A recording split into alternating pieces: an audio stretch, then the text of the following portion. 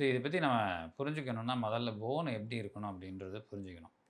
எல்லாருமே வந்து கால்சியம் அதிகமா எடுத்தா போன் வந்து போன் ஸ்ட்ராங் ஸ்ட்ராங்கா ஆயிடும் இருக்கும். அப்படின்னு சொல்லிட்டு, தானாவே நெறையா வருஷக்கணக்கா கால்சியம் எடுத்துக்கிறவங்களும் உண்டு. ஆனா அது இப்ப எக்ஸஸா போகும்போதும் அது கொஞ்சம் பிரச்சனை தானே எஸ் டாக்டர்? எக்ஸஸா போம்போது அது ஒரு பிரச்சனை. ம். அது எக்ஸஸ் ஆகும்போது பிரச்சனைன்றத தாண்டி, அது வந்து என்கிட்டலாம் வர சில பேஷண்ட்ஸ்லாம் நான் 10, 15 வருஷமா கால்சியம் மாத்திரை எடுத்துட்டு இருக்கேன் டாக்டர் அப்படின்லாம் சொல்றாங்க. ஓகே. பட் போனுங்கிறது வந்து வெறும் கால்சியம் அல்லது வந்து பாஸ்பேட் அந்த மாதிரி உருவாகிற ஒரு விஷயம் கிடையாது.